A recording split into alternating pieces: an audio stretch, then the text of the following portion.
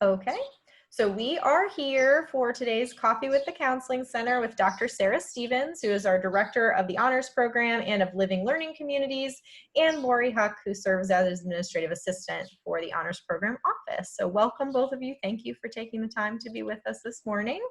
The first thing that I was hoping is that both of you could just take a few minutes to introduce yourselves and also share how long you have worked for USI. Okay, I'll start if that's okay with you, Laurie. So like Ashley said, I'm Sara, and I'm Director of the Honors Program and Living Learning Communities. I have worked at USI for about 10 years and in some different roles. I've been in this office in honors for, it'll be 4 years. It's actually just about 4 years right now. So that's kind of exciting. Or am I starting my 4th year? One or the other of those things. And a little bit about me, I'm originally from New Jersey. I went to college down in Virginia and grad school up in Bloomington. I've also lived in Oregon for about 7 years, and I lived in Beijing, China, and Taiwan in Taipei. I teach gender studies on campus, so you may see that, like a class with my name on it there too. I have 3 cats who are like right here next to me, one of them, and he likes to attack my computer. So we'll see if we get through this without him attacking my computer. And I have 3 kids and a husband, and he's always like the afterthought, but he's not really in my actual life. And yeah, I write books. I like to read. I make chainmail jewelry. I play board games, and I'm like an overall total dorky, geeky person. So that's me.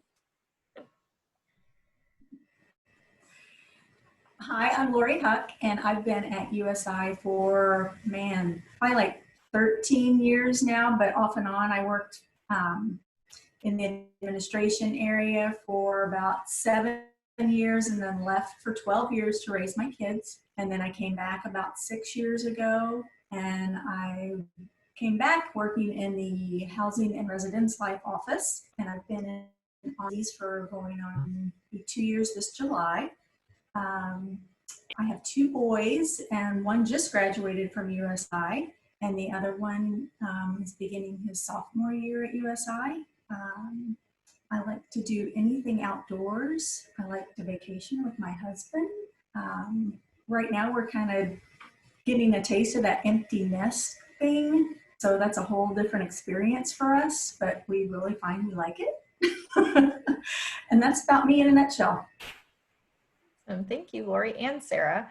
And I should introduce myself on the call as well. So I am Dr. Ashley Evearitt. I'm a clinical psychologist and the assistant director in the counseling center. I have been with USI almost 5 years. It'll be 5 years in August. Originally came on as the coordinator for diversity programming, and then stayed here as the assistant director. So thank you both for being on the call. So I wanted to start off our conversation with a pretty basic question, but one that I think we have to address first is, how do you think the honors program enhances the student experience at USI? All right, well, I'll start, and Laurie, you just jump in if you've got anything to add too. I think the honors program does 2 categories of benefiting students' experience. The first one is that academic thing, right? Obviously, we're the honors program, so we are going to be that place where curious, eager to learn students find a way that they can push themselves academically and have a supportive environment to do that and make those connections with faculty, do some really cool honors projects. So it benefits them in terms of that academic trajectory and maybe future professional school or grad school or careers. But then there's also the community factor, right? So we are a place where students can meet other like-minded students who are passionate about learning and who care about getting involved at USI, and find that little like home at USI where they can make friends, they can do social activities, they can do service projects. And so we try to be both, right? We try to be like that community center for students who also are the type who want that kind of academic recognition and push. And yeah, do you have anything to add to that, Laurie? I think you covered it pretty well there. The other thing that I definitely wanted to make sure that we highlighted was I know some of the honors students elect to live in the honors LLC on campus. And so I was wondering if you could share a little bit of what it's like to join the honors LLC and what some of the experiences are that happen there.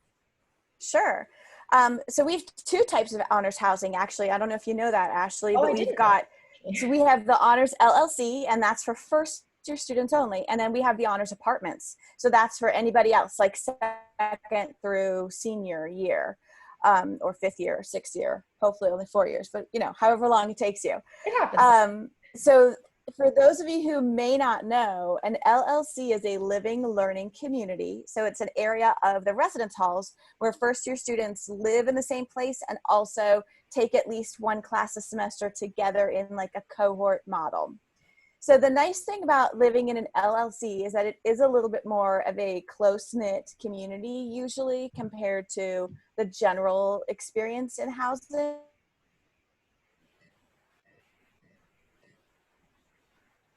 Uh-oh. I think We she froze froze up a little bit. there. We'll see if she's on. There you go. Oh, she's Oh my back. gosh. What the heck? Okay, I guess our whole power went out again, so my computer reacted to that. It is not even raining that hard. So in the future, if anyone's watching this on recording, we have some rain going on, but it's not like a huge storm or anything else, but it must be impacting, I don't know, some kind of power related transformer or something. So if I blip in and out, it's not like me blipping in and out on purpose. I don't even remember what I was talking about. You're talking The LLC. about the LLC and the honors apartments.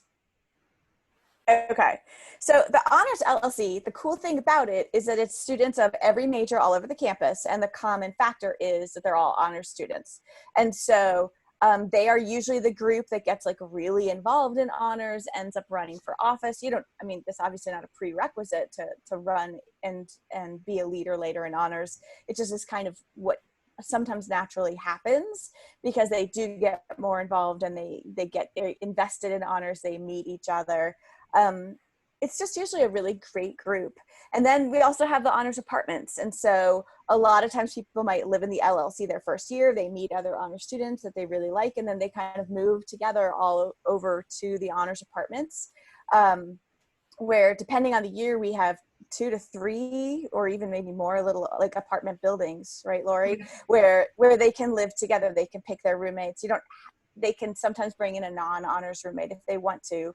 And again, one of the nice things, if you're living with other honor students and you like really care about your studies, you know that you're mostly going to be living with other people who will be supportive in your prioritizing your studies, even though you also like have a lot of fun and do a lot of social things. Like there's still that focus. You're not going to be with people who only care about partying and aren't going to study at all, or who are going to pressure you not to study or something like that. Laurie, you've worked in housing for quite a while, so you have like both the inside and the honors perspective on the housing. What do you want to say about those? I don't know. It's like you said earlier, it's a very close-knit community. They really enjoy their time together. They do well together. Most of the students who live in the Honors LLC do sign up to live in the Honors apartments after their freshman year. So right now we've got 2 3/4 buildings full of honors students for the fall. Wonderful. And I do know that community aspect is so important, especially when you are in the middle of the semester and trying to study and trying to have support around that. So I can imagine that the students really appreciate having like-minded students that are also very driven and focused on learning surrounding them, for sure. Well, and the nice thing is like, so some of the LLCs are all focused on major. So you might be living with a whole bunch of other pre-nursing students. And so that's a like-mindedness in a different way, right? So when you're living with other honor students, they could be very different from you, interested in very different things, passionate about something that like you've never even heard of. And the common factor is you love to learn and you're eager to be at college, right? So it's a different kind of a commonality that I think can be really beneficial for students. Mhm. I know that was one of my favorite aspects of college. I lived on all 4 years, and I was also active in residence life, so that's a part of it too. But that, those 2 a.m. conversations that you have on really in-depth, very vast topics can be really, really powerful. So I'm sure a lot of the honor students in the LLC love doing that. So that's awesome. I would also like you to speak to the activity points that students earn every semester. So if you could give some examples of what activities qualify for those activity points. Yeah. So honors students, it's been set up so they have to earn 3 a semester. We're actually transitioning to 6 over an academic year so that students can like front or back load their points depending on what else is going, like if they have an internship or something like that. So students from now on can think about like 6 points per academic year, and they get points for basically anything they do on campus that has academic or cultural value, or for a certain amount of volunteering with a USI organization or a community organization, or for holding a leadership role in either in honors or in another campus role. So things like attending a USI theater production would count as a point. When we have the big lectures, like for the Nelson Mandela Social Justice Day, this year we had Angela Davison, whoever we have in for that, or any other big lecture, like the Berger lecture in biology, all of those kinds of lectures count as an activity point. If you go to like a symposium or a bunch of student presentations or something like that, held by a department or by an organization, that's going to be an activity point. Maybe you're the vice president of the tabletop student club and you lead Pathfinder games. That's going to be activity point. So, and then anything sponsored by honors. So, we have different mentor-mentee events. We have like a Halloween party. We have all sorts of different kinds of things. And when you do those, you also get an activity point. So it might sound like 6 activity points, like, why do I have to do that? But like, literally, if you're doing anything, which like we want you to be doing stuff, you ought to find it easy to get those points. We're not trying to make it difficult. We just want to make sure you're doing more than studying and, I don't know, drinking coffee at Starbucks. You're taking advantage of some of the things that are on campus that are there for you to do. So it's just like that little push for you. Mm-hmm. And Laurie tracks all the points. So Laurie, do you have any other examples of like things that students have often chosen to do or seem to like to do best? I think you covered it pretty well. I can't think of anything outside of that. No. I was also curious to learn more about the Honor Student Assembly and what role they take in the office. So I am the advisor to the Honor Student Assembly, and the Honor Student Assembly is like the student organization for honor students, and they elect an honor student council. So like next year we have co-presidents, but co-president, vice president, and then chair of different groups. Like there's a service chair, a social chair, things like that. And I am the advisor to them. So as the honors director, the program is in charge of all of like the academic things, right? But then the student organizations get to prioritize and organize the social events and some of the service events we do. So I might play some role in that, but I really want those to be student driven. So if the students, like last year for the first time, we had a holiday party that they wanted to have like right after Thanksgiving before the winter break. And they were just like really enthusiastic about it. So we worked with them, and Laurie does all of the logistical planning kind of with them to make sure the food's going to be right and the space is going to be right and all of that stuff. And we get those events organized for them, but they have to lead the charge on those because we want them to be in charge of their own like social experience, right? And like one of the service projects they like to do is they often like to go walk dogs at the Humane Society on Saturdays because a lot of them miss their dogs at home. And so that, and then like a food drive or whatever else they want to do that year in terms of service, is another thing that the students organize. So then the student assembly and their council kind of plan how they want that to look every year. And you know, some years with more success than other years, right? Because that's just the nature of leadership and of like how much time students have and how much engagement students want that year. And every year the activity, anything, Laurie? I feel like I'm talking a lot. My internet connection is unstable, it says. Yeah, you're coming in and out just a little Can you bit. hear me? Oh, okay. Yeah, it just told me my internet connection is unstable. Sorry. You seem to be connected. I can see. Okay, and you could hear me okay if most of that time, or kind of, did you want to add anything, Laurie? At the little end. Nope, you're good. Again. You cover everything. I'm gonna make you answer next. I'm gonna make you answer next time. But I think that that's great that things are student-led, because I know as much as us older individuals on campus love to think that we're hip and cool and can plan all of the fun things that are going to engage students, I know students are the experts on themselves and know what students actually want to do. So I find that student activities tend to be much more well attended when they're student-led and student planned than when they're planned from us. So I'm sure they enjoy those a lot more than anything we would plan. Also, if you could explain, because I know some of the people that may be watching this might be newer students or prospective students, could you explain what priority registration is and why it's a great perk for the honors students? Laurie, you want to explain that? You can probably do a better job, but I'll do what I can. Priority registration is for those freshmen or those lower, earlier class students. They can register early, like with the seniors, and get into those classes before they fill up.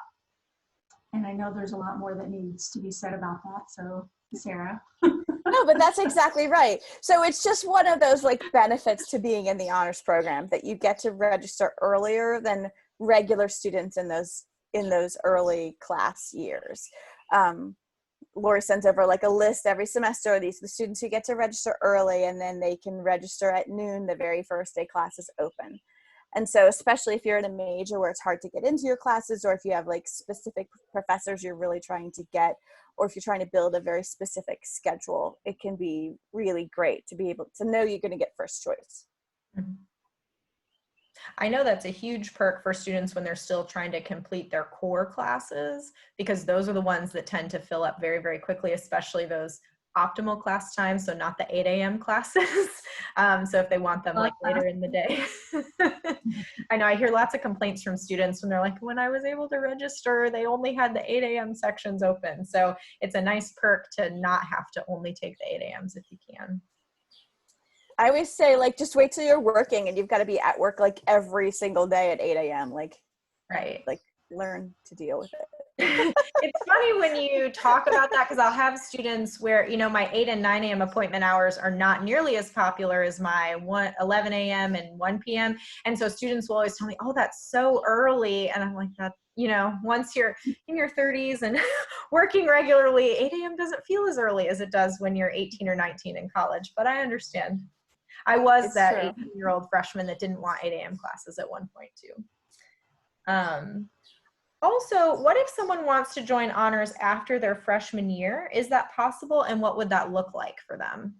Yeah, absolutely. Students can join anytime as long as they have that 3.4 GPA at USI, but they still have the same requirements before graduation, right? So the main thing that students do is that they take 7 courses at that honors level. And those aren't extra classes. Most of those are classes they would take anyway that they take at the honors level instead of the regular level. So even if they join as sophomores, they still have 7 classes to do. So when you join as a freshman, you've got 8 semesters, 7 classes. If you join when you only have 6 semesters left, you know, you can see that you've just got to be a little more on top of it. We have even had students join in their junior year and just do all the classes, like really knuckle down and get all the classes done in like 3 semesters. So it's doable. Students just need to know themselves and know like what else are their commitments. Are they also going to student teach? Do they have clinical hours? Are they going to do an internship? Are they working 20 hours a week, right? Like what is their time commitment, and do they have the ability to fit honors in or not? But we welcome students to join anytime that they want to join. Which I think is so important, because I hear a lot of students with experiences like the honors program and they think, oh, I didn't opt in my freshman year, so I've missed out. So it's really important for students to recognize that if they decide later that they want to do that, that it's not like they've missed the boat, that they can still jump in and be part of it. Well, and sometimes, go ahead. I was going to say, Sarah sends an email to all students who qualify for the honors program at the end of each semester. So even if they're not a freshman, they're still going to get that email saying, hey, you've been invited to join the honors program. Yeah. So maybe reminding them to pay attention to email is important. I send a lot of emails. Don't join honors. Too much email. Just kidding. Join honors. They also, like, some students, maybe they weren't that focused in high school. Maybe they didn't have great grades in high school. Maybe in high school they were really involved in, you know, marching band much more than they were involved in those classes. But then they get to college and they really like hit their stride. They're really focused and they do much better. So maybe they wouldn't have qualified for honors judging from their high school record. But we know that sometimes it takes getting into your specialty and into college to be like, oh, I do actually really love to learn. Like, school's not as dorky as I thought it was. Like, sometimes it takes that. And so that's why we want those students to be able to join too. Which is wonderful. I'm glad that you can opt in after freshman year, because I know sometimes your priorities, just like you said, are very different in college than they were in high school. And it's still nice that you can opt in to be an honors student if that's what you decide to do. How do you think the honors program prepares students for graduate school, if that's something they're considering? I think that it is particularly well suited for those students who are interested in graduate or professional school. Most students who do honors end up kind of designing their own honors courses to some extent by adding honors projects to courses that they're taking that are like non-honors, right? So it's like a regular course they're taking and it's honors for them because they've added something to it. And so often students choose to do that with the courses that they are the most interested in, right? Which are the courses that they might go on and do some kind of thing in graduate studies. And so they may have the chance to work really closely with a faculty member in an area that's directly connected to what the school they're going to do after USI, and to do like a really cool research project. And maybe that looks like research in an actual like science lab, like hands-on natural sciences research, and they're doing something really cool. Maybe that looks like working with a professor on their research and being like a research assistant almost. We've had students who've gone to major national conferences with their professors to present work that they've done together. We had a student who was a co-author on a paper published in a journal in the field as an undergraduate, right? So at a different school, like an IU or something, those are the kind of opportunities that graduate students have, right? And at USI, we are an undergraduate institution. So these are the kind of opportunities that our honors students have. So they can get really involved in high-level research and doing something that's really exciting and very specialized as an undergrad. And then the great thing about that is that those professors, whoever it is that they work with, are going to know them really well, are going to know the caliber of work that they are capable of, and can write them those exceptional personalized letters of recommendation to get them into that next program of their choice. Yeah, it definitely sounds like it helps with that competitive factor for especially highly selective schools, that would help them stand out a little bit more from some of the other applicants. So definitely sounds, and I'm sure you see a lot of students that progress on to graduate school very well after being well prepared through the honors program. Absolutely. And I mean, some of them do just really cool projects, like I don't know, much cooler things than I did as an undergrad. We, if you are walking down the hall or like on the way to the counseling center or whatever, we always have a student spotlight in our window outside of honors. So you probably, students listening to this, you probably just like walk past and you're like, blah, blah, blah. But next time, stop, look at our window, because we usually try to highlight like a really cool, interesting student project of something that someone's done. And you can be like, wow, like I didn't know, you know, we had nursing students who won a national award for interprofessional education because of some work they did training, practicing nurses at Gibson General on how to use evidence-based practices in their nursing. I don't know what they did, something like that. We had rad tech students who worked together to study the kinds of shielding and distance from x-rays, and like what kinds of x-ray actually like pass through what levels of shielding and how far you had to be away, to actually help practicing radiologic technicians kind of question like the common wisdom that you need to be like X far away. Actually, you know, they found there was a fair amount of radiation at that distance if you didn't wear this particular kind of shielding. And so, you know, like really practical, really applied. And like, I mean, that's just cool to do that kind of research. Mm-hmm. And that definitely positions you very well for graduate school, because I think having that level of activity as an undergrad, I know being on the other side of helping with some of that selection for graduate school, having that type of thing on your resume would really make your application stand out. So that's really awesome for those students. I think so. I also wanted to talk about some of the overlap between your office and what you do and us in the counseling center. So what do you think are some common emotional health concerns that come up for your honors students? And how do you think the counseling center helps address those concerns? I would say the top is anxiety. Most of our honor students care so deeply about how they're doing academically, and they take on a lot. And so they might be those students who are also trying to do this leadership role and also trying to do this extra research project that above and beyond what honors needs. And they also work and they also help take care of these family members, right? Like their plates are really full. And so many students have those very, very full plates. And so if you have students who are also trying to like get into med school and thinking about top tier med schools and trying to keep like a 4.0 or a 3.8, you know, it's stressful. And so I would say that's the thing that we see most. We talk with them about managing stress and anxiety. Both Laurie and I are always just available to kind of talk and be that listening ear.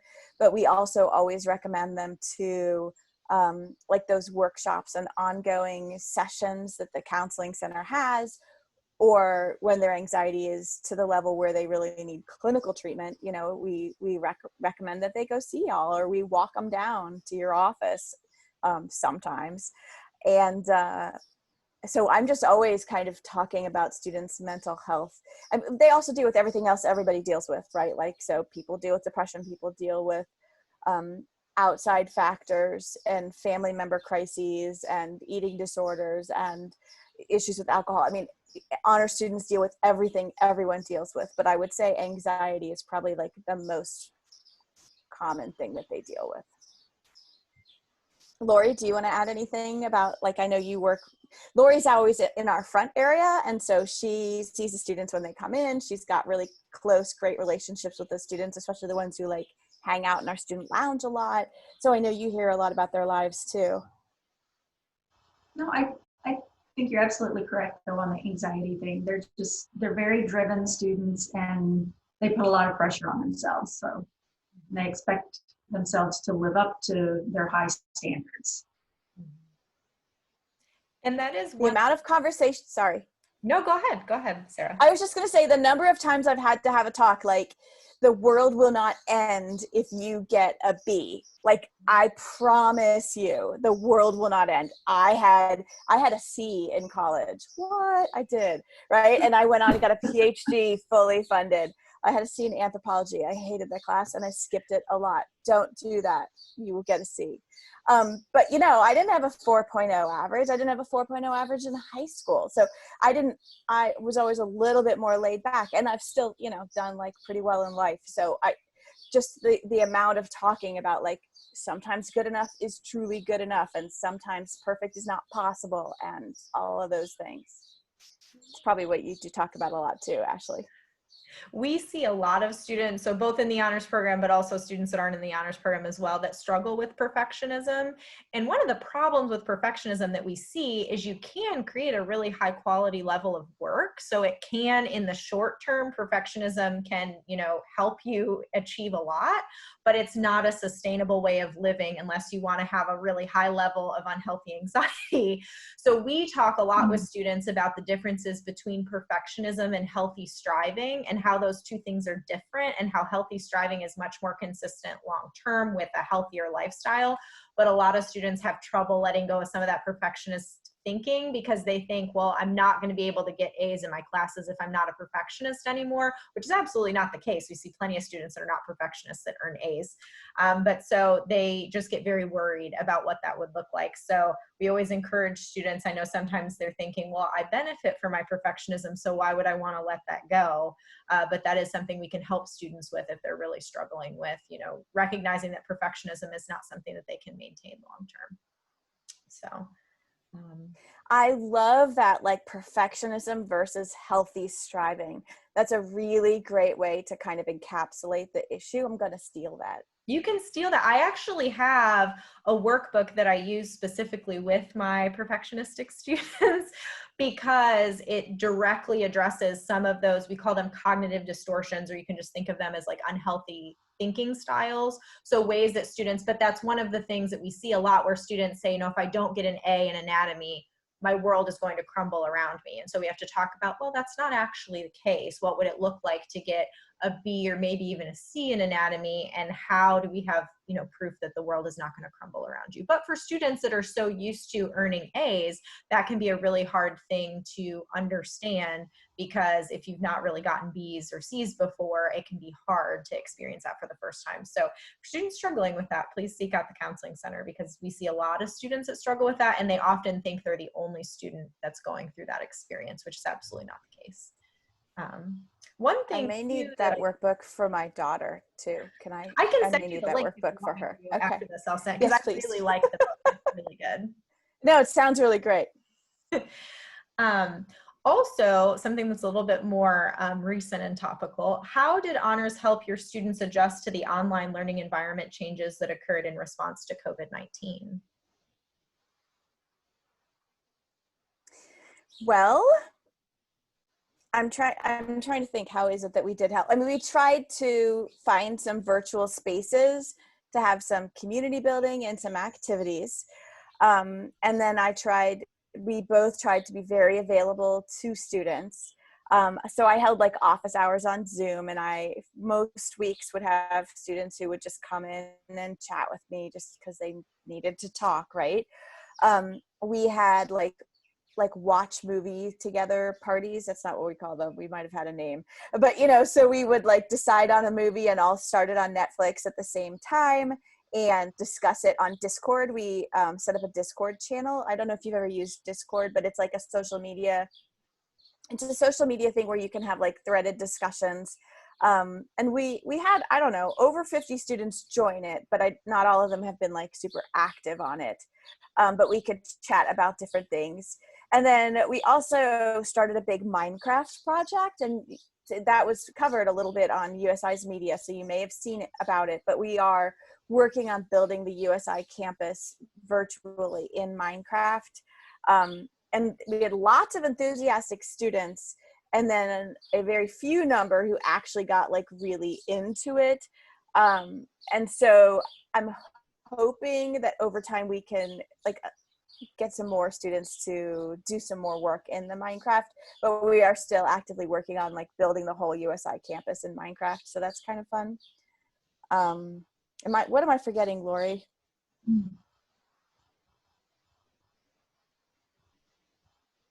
Can't think of anything else. You taught a class, so you had more contact with students who were going through that at this time. Yeah, I was teaching an honors seminar this spring, so we shifted that to online. And then we did a bunch of like virtual celebrating of our graduating seniors too, that we tried to make them feel special, even though we were not together. Yeah, it's something that's so hard because we always think about the in-person communities that are created on college campuses, but I've been so amazed at how many different offices have created those virtually. And I remember you posting on Facebook about the Minecraft thing, and I thought that was so cool. I'll have to make a Minecraft account just so I can go in there and walk around. You should. And check out the campus. You can help build it. You can help build it. Can I make my own little office? That would be so cool. Yes. To be able to walk in and say hello. That would yeah, be I sketched out the counseling center offices because I've kind of been building the OR center. So like like all your little offices are there. They're not decorated, but like they're there, and like your carpet's down and stuff. That's so cool. I'm gonna have to share that with the counseling center because I'm sure everybody would love to go in and just like look at their little virtual office. That's so cute. I love it. Just so interesting to see. And our students just amaze me with their creativity. The stuff that students come up with, I'm just like, wow, I never would have thought to do something like that. And there they go, just off and running with it. It's so cool. What do you think are the best aspects of working for the honors program at USI? Oh my gosh, Laurie and I have the best jobs on campus.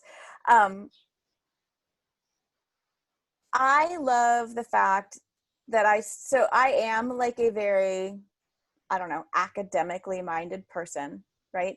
So I still have all of that, but I also get a ton of student engagement. So I get to work with some of the most amazing students on campus. So like all students are amazing, but ours are the amazingest. I love our honors community. I understand the mentality of students who are honors students. I relate to like those types of like eager, sometimes perfectionist, all of that stuff. Like I think I've dealt with my perfectionism pretty well at this point in my life, but like I get where they're coming from, and I really enjoy working with them. And I also get to like build the academic programming part, right? And so like really think about what do we want them to get out of honors? What are our student learning objectives? And like what can the classes look like? Plus we also get to help with all the like the programming, right? So we just get to do all of it, and it's great. I just really love my job. I feel really, really lucky. I've had a bunch of different kinds of academic leadership positions, and this is absolutely my favorite. It's my favorite job I've ever had. Laurie, what do you like about working for honors or with honors? Well, I'm going to ditto everything you just said, but I love that in the offices I've worked in the past on campus, I've always loved my job wherever I've been, but I've never had the kind of student interaction like I do now. And I love that. I love seeing students come in every day and hang out, and they're always glad to be there and glad to see us. And like Sara said, it's the best job on campus. It really is. I think we get along well, and we try to make it a great place for our students to be. Yeah, and Laurie and I make a great team, I think. Like we like our strengths are really complementary. Like we work together really well. And it seems like we you're really like each other. For sure. Do you have any hopes and dreams for the future of the honors program? Like, are there additional things that you would like to see or ways that you would like to see the program grow? I have lots of, it says my internet connection is unstable again. So am I doing okay, or can you hear You're me or doing no? okay right now. I'll tell you if you like drop out, but you seem okay. Okay. If you drop out, I probably won't. If I drop out, I won't know because you'll just freeze. Okay, so I have lots of hopes and dreams for honors. In the very long run, I would love to be a full honors college, not just an honors program, where we actually have parts of faculty, if not full faculty, who are kind of assigned, and we can have a little more of a curriculum even where students like, you know, we have some courses that would all meet general education requirements that students would all take. Like we could have something that meets like the ethics requirement, right? But that would be like an honors level course that we would specifically design that would go with some of our learning objectives, or, you know, like things like that. Like I could dream really big and think of like an honors kind of ladder or sequence. Like right now we have the 1 credit honors seminars, and those are great, but they're not a lot in terms of like sequenced curricular programming. So I'd love to have a little bit more that wouldn't interfere with majors, that would count for general education, that would like be broadly applicable and useful, but that would give our students a little bit more of that cohort experience and of that kind of like academic scaffolding, blah, blah, blah, buzzword. So that would be great. It would be great to have scholarships so that we could say like every honor student will get whatever it is, even if it's like $500 a year or something, and maybe be able to subsidize students studying abroad and things like that. Again, if money were no object and we had everything we wanted, those would be some of my goals. And I think I may have cut in and out, so I don't know. Could you hear that? I could hear you through the Not whole at all. thing. Yeah. Okay. We heard you Great. through the whole thing. But that's so awesome. Yeah, it's always important, I think, to dream big and think about if money was no object and we had all this open opportunity, what would that look like? So that's really cool to hear. And then my last question that I have, do the alumni from the program ever connect after graduations? Are there any opportunities for alumni to connect back or just like share their experiences, where they've gone after college, that kind of thing? So that's another thing that we should be more intentional about. Like if we're talking about growing the program and things to do, tracking. Well, I think USI is working on that in general, tracking our alumni and keeping better tabs on people. That makes it sound like we're surveilling them. But you know, like we probably need to be more intentional about how we do that with honor students as well. We definitely hear from honor students. They come back, they check in with us, and alumni has some information about them, but we don't have like a big sustained alumni program or anything like that. In the long run, as we maybe grow, those would be that would be something to make sure we're also growing. Were there any other thoughts that like anything that we didn't cover that you would want to make sure people know about the honors program, or anything else that you'd want to share for students? I would just say sometimes students think honors is going to be like way too hard. And so they're intimidated by honors because they're not sure how much extra work it's going to be. And I'd like to say that like we try to be the Goldilocks of honors programs, right? We're not going to not challenge you, because that would not be fair to you, the students. But we also don't want to make it so challenging and so difficult and so time consuming that it's taking away from your life by adding more stress than value. And so we really try to settle on a place where like we are challenging you and we are recognizing the fact that you are already a student who goes above and beyond. The students who do best in honors are the students who like, you know, they're probably always their whole life been like doing a little bit more than required because they get carried away and they like the honors, they like the projects that they're working on, and you know, like they're researching this and it has to just be 2 pages, but they actually get really interested in it, and before they know it, it's 4 pages, and they've read like, you know, all of these different extra articles because like they just got excited about it. And somebody, like they're watching a TV show and something comes up that they don't know about and they're like, what is that thing? And they start looking into it, and like all of a sudden they're down like the internet rabbit trail, and like, you know, then they've like watched a TED talk on it and everything. Like that's like what we're trying to do, is to give students like that a vehicle that acknowledges that they're that kind of person, like that they go the extra mile and they've learned the extra bit, and like, look, here it is, you got honors credit, you graduated as a university honors scholar. If you are the kind of student who likes to learn, then you're not going to find honors to be a burden. Hopefully you're going to be finding it to be like something that is enriching your time at USI. That's my big plug. And I always Laurie, think, is there anything? go ahead. Did you want to No, add? I was just going to ask Laurie, like, yeah, did you, anything, like, what do you want students to know about honors that we might not have said already? Just that it's a very fun place to be. We're a cool group to hang out with.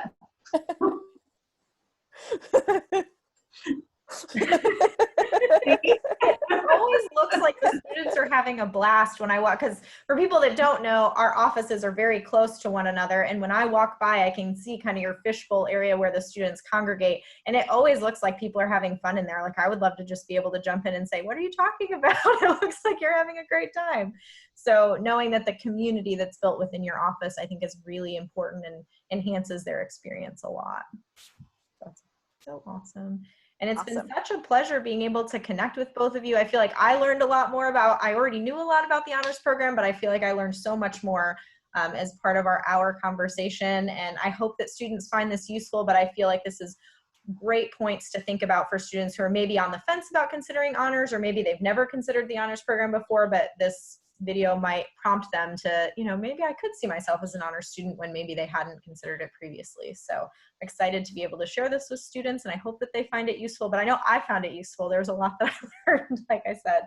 So thank you both for taking the time. I know in this weird space that we're all still working from home, but I love being able to share about our programs and share all that we can offer to students, because I think our student-centered nature at USI is what really makes us stand out, and just support students as well as we possibly can. And I know for any students that you've walked down to our office, we can tell how invested and how caring you are for the students, because you can give us so much information on exactly what the student's struggling with, what they're going through. So it's not, no, they're not just a number to each of you, that you really take the time to get to know them and support them, which I think is wonderful. So thank you both so much. I hope you Thanks so much. Day.